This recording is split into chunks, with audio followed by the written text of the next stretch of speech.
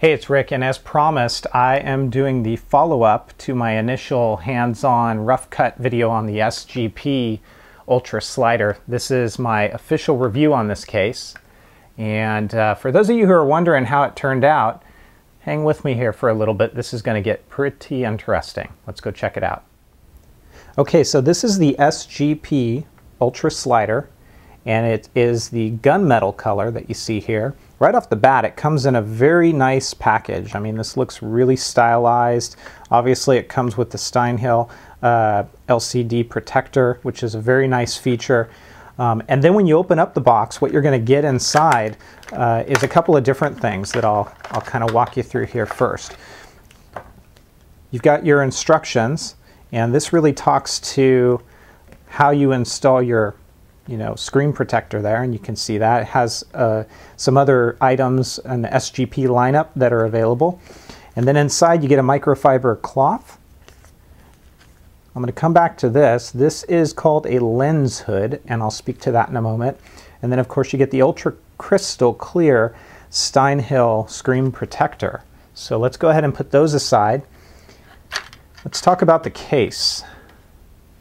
This case comes in a couple of different pieces, and right off the bat, as I mentioned in my rough cut video, if you've seen that, I'm not very fond of this. It is gunmetal in color, but there are a couple things about it. One, it's very, very flexible. It feels like it's going to break. I'm not convinced this is a high quality material that it's made out of, and when you look at it up close, so you can see that gunmetal color, but on the inside here, you see how that is unfinished?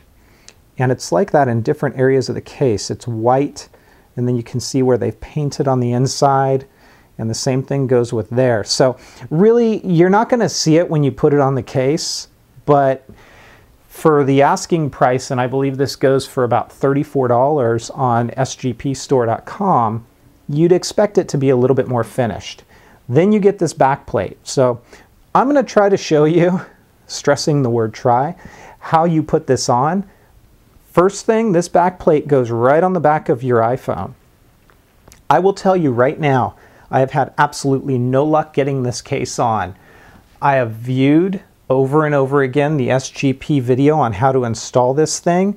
It doesn't work for me. And maybe I'm missing something, I don't know, but I can't get this case on. So the other thing I'm going to mention is I am very nervous about forcing it on because these edges are really just, they don't feel soft.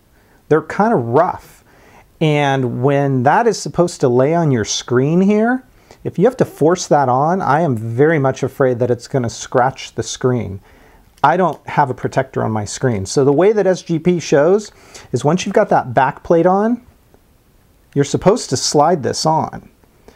And, I've tried this every which way. And it just, it doesn't work. I cannot get the thing to fit right. So you shouldn't have that much difficulty. Let me show you something real quick here. If I don't have that screen plate on, this slides right in. Okay, not a problem. As soon as I put this screen plate on for the back, I have a heck of a time getting this thing on. And, like the video shows, you kind of hold it and push it here, but watch what happens when I do this. And I'm sorry about covering up the camera, but it's kind of necessary because if you let go, this thing starts popping out. Do you see how this is kind of bowing on the edges? It kind of pops out, snaps in a little bit, but it kind of pops out. And then this bottom piece, when I try to fit this on, same sort of issue. Look at how those edges kind of bend out. And I have to provide some real significant force to get this thing on. I've tried it both ways. Try to do it just like they say on the video or like they show.